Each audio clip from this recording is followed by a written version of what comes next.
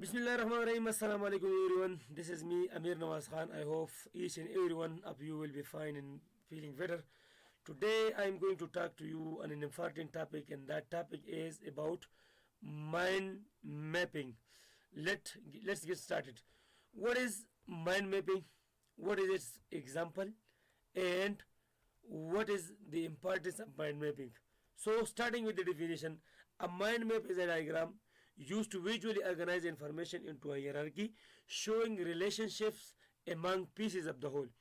If we divide this particular, the definition, if we divide into parts, so it says this is a diagrammatical representation. It is a diagram used to visually organize information. It means that this is a diagrammatic representation of information into hierarchy, showing some sort of relation with one another and among pieces of the whole.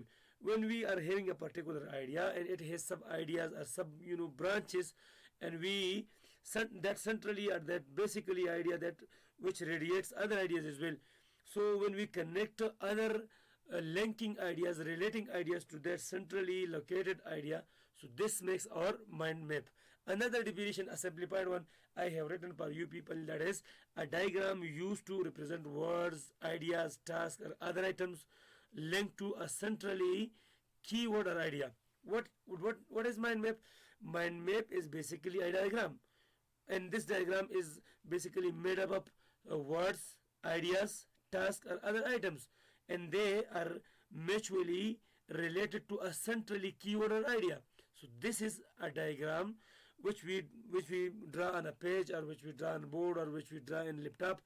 But remember that this diagram originates on our mind first, and then we bring and draw it on blackboard or whiteboard or laptop screen or any other page or any other relating material.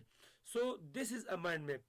So what is the practical example of mind map? Maybe the words you might have not concluded very well. So this is a diagrammatic representation of mind map. Let's suppose nowadays it's a cool weather, and everyone wants himself to be safer from and avoid himself from the cool weather. So what are the key measures that we can take and keep ourselves away from the coolness or get rid of the coolness? So I have written for you people that ways to keep warm. So what are the ways? What are the ways by applying those particular ways? Yeah, by adapting those particular ways, we can we can keep ourselves away from the cool weather. So this is the first one: sitting near a source, sitting near a fire source. Let's suppose we are sitting near a fire source. So what we can do, this by doing so we are basically avoiding ourselves from the cool weather. So this is one idea. Similarly, wearing coats.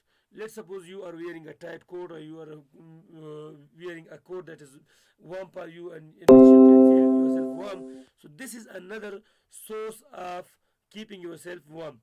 Thirdly, wearing blanket. Let's suppose you are wearing a blanket, or you are having a blanket on your shoulder. So this is another way of keeping yourself away from the cool weather. Fourthly, I have written that keeping the doors closed. Let's suppose you are living, or you are in a room. So when you keep the door closed, so this is another way that the air flow will be blocked, and you can save yourself from the cool weather.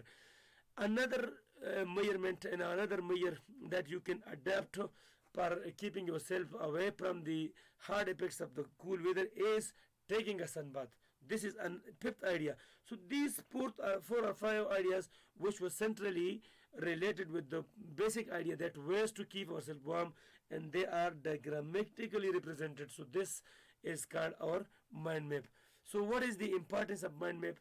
In this slide I have explained it for you people that applying the mind map technique, applying the mind map methodology in our learning and teaching environment, it improves our learning. If you are learning your own selves, and you are making the mind maps and your own learning, and in your own learning activities, so this improves your own learning. And let's suppose you are teaching to your students and other buddies, so you can improve their learning as well, and can make your teaching effective. Second, number second, it makes relationships. it make relationship among ideas, that this idea is basically related to that idea, and that idea is related to this idea. So this is a source of relationship, which makes the relationship among different ideas. Thirdly, it develops understanding. We want to understand things. So let's suppose you are reading a long sentence. So this long sentence, maybe it will not give you a full understanding, but if that particular sentence you just go and break into pieces, so this develops your understanding. And number four, I have written that it connects item. Different items can be grouped together, or can be represented, or can be linked together with one another with the help of this mind map. And fourthly, fifthly, it is a source of attraction. I bring you back to the previous slide, so you see that this slide, how beautiful it looks. It looks like a beautiful tree. So it's a source of attraction. Very little space it occupies, and very huge amount of data or information it gives to you people. So this is a source of attraction. And in English proverb says that a single representation or a single diagram is worth than 1,000 words. So you see, a single representation drawn per the mind map is worth than the whole story that I told in front of you. So this is the importance of the mind map. So I hope this video might have helped you somewhat in your teaching and learning activities. I will see you in another topic. Till then, take care, be happy. Allah Hafiz, and thank you very much.